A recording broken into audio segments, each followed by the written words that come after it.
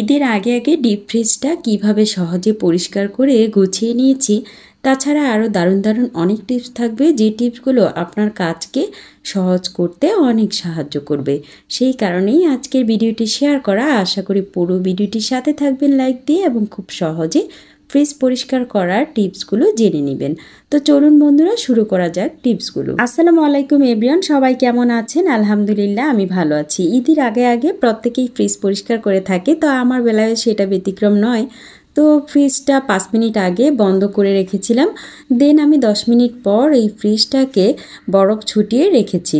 এখন সেটা কিভাবে দুর্গন্ধ দূর করে রাখবো এবং সেই সাথে ফ্রিজটা পরিষ্কার হবে কোনো প্রকার ডিটারজেন্টের গুঁড়া কিংবা বাড়তি কোনো জিনিস ছাড়াই, সেটাই কিন্তু শেয়ার করছি। আমি গরম পানি নিয়ে নিয়েছি। গরম পানিটা একটু হালকা আঁচের হবে, সেটা বেশিও হবে না। তো লেবু চিপে নিয়েছি এবং একটি স্ক্রাবার নিয়ে নিয়েছি। স্ক্রাবারটা হবে ফোম জাতীয়। তো আপনারা চাইলে ন্যাকড়াও নিতে পারেন বা জালি ব্যাগ দিয়ে মেজে দেন আপনি একটা শুকনো ন্যাকড়া দিয়ে মুছে নিতে পারেন। তাছাড়া আমি এটা ব্যবহার করার কারণ হলো যে এই ফোমটা ব্যবহার করার কারণে ফ্রিজের যত পানি আছে সেটা কিন্তু খুব সহজে শোষণ করে নেয়। তো লেবু মিশ্রিত যে গরম পানিটা, হালকা গরম পানি, সেটা দিয়েই আমি ফ্রিজটা মুছে নিয়েছি। তো হয়তো ভাবতে পারেন যে বরফ আমি কখন ছুটিয়েছি বা কিভাবে। তো ফ্রিজটা বন্ধ করার 10-15 মিনিট পর বরফটা কিন্তু এমনিতেই ছুটে যায়। তো এর আগে ভিডিওতে অনেকবার শেয়ার করেছি, নিচে একটা কাপড় দিয়ে সেই বরফগুলো ছুটিয়ে দেন আমি এই ফ্রিজটা বরফ মুক্ত করেছি। তো এখন বরফ যেহেতু ছুটানো হয়ে গেছে, এখন যে গরম পানিটা আছে সেটা দিয়েই আমি ফোম দিয়ে একটু আর কি পরিষ্কার করে নিচ্ছি। তো যেহেতু এটা তেমন কোনো ময়লা হয়নি, জাস্ট একটু দুর্গন্ধটা মুক্ত হওয়ার জন্য। ঈদের আগে আমরা প্রায় গৃহিণীরাই ফ্রিজ পরিষ্কার করে থাকি, কিন্তু সেটা কিভাবে খুব সহজে এবং পারফেক্টভাবে গন্ধমুক্ত হয়ে থাকে বা ময়লাটা উঠে থাকে সেটা কোনোভাবেই জানি না, বা জানলেও সেটা অনেক দেরি হয়ে থাকে। তো এই পদ্ধতি দেখার পর থেকে আমি আশা করি খুব সহজেই আপনারা এটা করতে পারবেন, কোনো প্রকার ঝামেলা মনে হবে না। অনেকে যারা ঠান্ডার প্রবলেম তারা গ্লাভস পরে নিতে পারেন, হ্যান্ড গ্লাভস। আর যাদের হ্যান্ড গ্লাভস নেই তারা চাইলে পলি ব্যাগ দিয়েও হাতটা পেঁচিয়ে নিতে পারেন। তো এই ফোমটা দিয়ে পরিষ্কার করার ফলে দেখুন পানিগুলো কিভাবে শোষণ করছে। তাছাড়া আমরা মনে করি যে ফ্রিজে তেমন কোনো ময়লা থাকে না, কিন্তু তারপরও দেখুন কতটা ময়লা বের হয়েছে। এখন এই ফোমটা দিয়ে পুরোটা পানি কিন্তু অলরেডি মোছা হয়ে গেছে। বরফ ছুটানোর পর অনেক সময় পানি জমে থাকে, তো সেগুলো ফোম দিয়েই কিন্তু সম্ভব। তাছাড়া ন্যাকড়া দিয়েও আপনারা চেষ্টা করলে পারবেন। দেখুন তারপর আমি এখানে তাকগুলো বসিয়ে দিয়েছি এবং পলি ব্যাগ নিয়ে নিয়েছি। পলি ব্যাগ বলতে যে সাদা যে গ্লাস ব্যাগগুলো আছে সেটার কথাই বলছি। এটা দিলে অনেক বেশি সুবিধা হয় যে কোনো বরফ ছোটাতে। তাছাড়া এটা লেগে থাকে না একটার সাথে আরেকটা। এটা দেওয়ার ফলে কি হয় যে যখন আপনি একটা প্যাকেট রাখবেন, যে কোনো প্যাকেট মাছ অথবা মাংসের বা ডিপ করা যে কোনো সবজি, তো সেগুলো কি হয় খুব তাড়াতাড়ি ছুটে যায়। একদম কাগজটা ওঠানো মাত্রই সেটা খুব তাড়াতাড়ি ছুটে যায়, এতে করে ফ্রিজটা পরিষ্কার থাকে। সেটাও কিন্তু অনেক উপকার, যেহেতু আমরা ফ্রিজটা বারবার পরিষ্কার করতে পারি না, অনেকের ঠান্ডার প্রবলেম থাকে। তো অলরেডি আমার পুরোটা ফ্রিজ গুছানো কিন্তু হয়ে গেছে। 3টা তাকেই আমি পলি ব্যাগ বিছিয়ে নিয়েছি। এতে করে কতটা সুবিধা হয় সেটা আপনারা যখন করবেন তখনই বুঝতে পারবেন। অলরেডি পুরো ফ্রিজটা আমি গুছিয়ে নিয়েছি, যতটুকু আছে ততটুকু দিয়ে। তো পরবর্তীতে আবার বাজার করলে হয়তো গুছানো হবে। তো বক্সে বক্সে জিনিসগুলো রাখলে সেটা অনেক বেশি ভালো থাকে, আমরা সবাই জানি। প্রত্যেকটা গৃহিণীর জানা যে জরুরি টিপসটি সেটাই কিন্তু এখন বলে দিব। প্রতিদিন আমরা ভাত রান্না করে থাকি, তো সেই ভাতের মারে যে কত গুণাগুণ সেটা আমরা অনেকেই জানি না। তো আজকের পর থেকে অবশ্যই জানবেন। ভাত রান্না করার সময় অবশ্যই ভাতের মার একটু উঠিয়ে রাখবেন। এটা সিরামের কাজে লাগে। সিরাম বলতে আমরা স্কিন কেয়ারের ক্ষেত্রে এটা অনেক বেশি কাজে লাগাতে পারি। এটা দেখা যায় যে এতটাই উপকার যে স্কিনকে গ্লো করতে অনেকটাই সাহায্য করবে। তো যেহেতু সামনে ঈদ আছে, তো সবাই চায় নিজের স্কিনটাকে একটু গ্লো করতে। আপনার চাইলে ভাতের মারটা সিরাম হিসাবে ইউজ করতে পারেন, এটা স্কিনের একটা গ্লো বাড়ানোর জন্য। তো বন্ধুরা চলুন পরবর্তী টিপসে চলে যাই।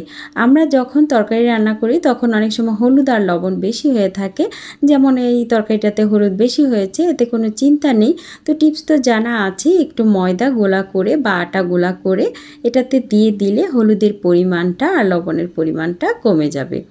পরবর্তী যে টিপসটি সেটি ঈদে আপনাদের অনেক বেশি কাজে লাগবে। পায়েস আমরা তৈরি করতে গেলেই মনে হয় অনেক কঠিন একটা কাজ, কিন্তু পায়েসের যে পোলাওর চাল দিয়ে করা হয় সেটা যদি ভিজিয়ে রাখেন সেই কাজটা অনেক বেশি সহজ হয়ে যাবে। যে কোনো ক্ষেত্রে পায়েস তৈরি করার সময় পায়েসের চালটা ভিজিয়ে রাখবেন, এতে করে পায়েসটা খুব দ্রুত রান্না হবে এবং খুব ভালো হবে রান্নার ক্ষেত্রে। চালের পানিটা আমি ঝরিয়ে রেখেছি, এখন চালটা আমি সিদ্ধ করে নিব। পায়েস রান্নার ক্ষেত্রে অনেকেই দেখা যায় যে দুধের মধ্যে চালটা সিদ্ধ করে থাকে, তো এক্ষেত্রে অনেক বেশি দেরি হয় চালটা ফুটতে। আশা করি আপনারা এই টিপসটি জানার পর থেকে কখনোই পায়েস রান্না অনেক বেশি ঝামেলা এবং দেরি হবে না। তো আমি একটা পাতিলে করে ভাতটা রান্না করে নিয়েছি, মানে পোলাওর যে চালটা দিয়ে আমি পায়েস তৈরি করব সেটা অলরেডি রান্না করে আমি ডাল ঘুটনি দিয়ে সেটা ঘুটনি করে নিচ্ছি। এতে করে কতটা যে সহজ হবে পায়েস রান্না সেটা আপনি করলেই বুঝতে পারবেন। এটা ভাত রান্না করে জাউয়ের মতো করে নিয়েছি, ডাল ঘুটনি দিয়ে ঘুটনি করে নিয়েছি। এখন এটাতে আমি দুধ দিয়ে দিব। এতে করে কি হলো, দুধের মধ্যে চাল ফোটালে যে সময় নষ্ট হয়, গ্যাসের অপচয় হয়, সেটা কিন্তু একদমই হচ্ছে না। চালটা খুব তাড়াতাড়ি সেদ্ধ হয়ে গেছে। এখন দুধটা জাল হলেই সেটাতে মশলা দিয়ে দিলে, মশলা বলতে এলাচ, তারপর তেজপাতা, এখন চিনি দিয়ে দিব। এগুলো দেওয়া মাত্রই পায়েসটা কিন্তু তৈরি হয়ে যাবে। আর যদি আমরা দুধের মধ্যে চালটা সেদ্ধ করতাম তাহলে সেটা অনেক দেরি লাগতো। সেই জন্যই বলছি যে ঈদে আপনাদের এই টিপসটা অনেক বেশি উপকারে আসবে। অনেকেই পায়েস খেতে চায় কিন্তু সেটা অনেক ঝামেলার বা দেরি হয়, সেই জন্য রান্না করতে চায় না। পায়েসটা সত্যি বলতে কি এটা একটা আয়েশি খাবার, সবাই এটা করে খাওয়ার মতো ধৈর্য থাকে না। তো আজকের ভিডিওটি দেখার পর আশা করি আপনারা সেটা কাজে লাগাবেন এবং সবাই পায়েস মন চাইলেই খেতে পারবেন। তো এখন বাদাম আর কিশমিশ ভেজে নিচ্ছি, আপনারা চাইলে এটা দিতেও পারেন, নাও দিতে পারেন। তো আমি যেহেতু এটাতে ইউজ করেছি সেই জন্যই আপনাদেরকে বলছি বা দেখাচ্ছি। এই বাদামগুলো আমি ঘিয়ে ভেজে নিচ্ছি, এতে করে ঘিয়ের যে গ্রানটা সেটা পায়েসে ছড়িয়ে যাবে এবং বাদাম এমনিতেও পুষ্টিকর খাবার, তাছাড়া এটাতে সেমাই বা পায়েসে দিলে ভালো লাগে খেতে, সেই জন্যই বলা। যেহেতু আমার পায়েসটা প্রায় হয়ে এসেছে, এখন বাদামগুলো আমি দিয়ে দিচ্ছি। বাদামগুলো দেওয়াতে এই পায়েসটার স্বাদ অনেক গুণ বেড়ে যাবে। আপনারা চাইলে সেটা দিতেও পারেন, নাও দিতে পারেন। এখন একটু জালটা হয়ে গেলে বা এটা শুকিয়ে আসলেই এটা নামিয়ে ফেলবো, এতে করে পায়েসটা তৈরি হয়ে যাবে। আর একটু ভালো স্মেল বা একটা শাহি শাহি ভাব বা একটা ফ্লেভার জাতীয় খাবারের জন্য আমি দিয়ে দিলাম এখানে কেওড়া জল। কেওড়া জলটা এটার গ্রানটা খুবই ভালো করে, তাছাড়া একটা শাহি শাহি ভাব চলে আসে, মানে বলতে গেলে যে অনুষ্ঠানে যে পায়েস খাওয়া হয় সেটার মতো গ্রান চলে আসে। এখন একটা বাটিতে করে আমি এটা নিয়ে নিব এটার সৌন্দর্য বাড়ানোর জন্য। এখন আমি যে সাগু তৈরি করে রেখেছিলাম, মানে সাগুটা ফুটিয়ে রেখেছিলাম, সেটাতে আমি ফুড কালার দিয়ে দিয়েছি। এতে করে পায়েসটা দেখতে খুব ভালো লাগবে এবং সেটা একটা রাজকীয় ভাব চলে আসবে শুধুমাত্র এইটুকু কালার দেওয়ার কারণে বা সাগুটা দেওয়ার কারণে। এভাবে করলে আপনাদের খাবারটা খুবই লোভনীয় হবে, তাছাড়া দেখতেও ভালো লাগবে, যে কেউ দেখলে খেতে ইচ্ছে করবে এটা। তাছাড়া যে কোনো গেস্ট আসলে আপনি এভাবে এটা সার্ভ করতে পারেন, সেটা দেখতে ভালো লাগবে, তাছাড়া দেখতে ভালো লাগলে খেতেও ভালো লাগে। তো এই পর্যন্ত আমার চ্যানেলটির সাথে সাথে যারা যারা আছেন তারা অলরেডি আমার যে শর্টস ভিডিওগুলো সেগুলো দেখে থাকেন, তো সেটাতে দেখবেন যে এটার পুরো প্রসেস প্রণালীটি আমি কিভাবে করেছি। তো আপনারা আমার চ্যানেলের সাথে আছেন, সেই জন্য আপনাদেরকে অনেক ধন্যবাদ। তাছাড়া আমার বন্ধুরা এত সুন্দর সুন্দর মন্তব্য করে আমাকে নিয়ে বা আমার ভিডিও নিয়ে, আমার খুব ভালো লাগে যখন ওনাদের এই কথাগুলো শুনি। তাছাড়া কাজের আগ্রহটা অনেক বেশি বেড়ে যায়। আশা করি সবার ঈদ অনেক বেশি ভালো যাবে এবং আনন্দে কাটবে, সেই প্রত্যাশাই রইল সবার জন্য। আর আমার আজকের টিপসগুলো থেকে কোনটা বেশি ভালো লেগেছে এবং কোনটা আপনাদের অনেক বেশি প্রয়োজনে আসবে সেটা কিন্তু অবশ্যই জানাবেন। আপনাদের অনেক বেশি ভালোবাসায় আজ আমার চ্যানেলটি এত দূর এগিয়ে গেছে, সেজন্য আপনাদের কাছে আমি অনেক বেশি কৃতজ্ঞ এবং সেই সাথে আপনাদের জন্য রইল অনেক অনেক ভালোবাসা এবং শুভকামনা। সবাই ভালো থাকবেন, সুস্থ থাকবেন। আল্লাহ হাফেজ। আসসালামু আলাইকুম।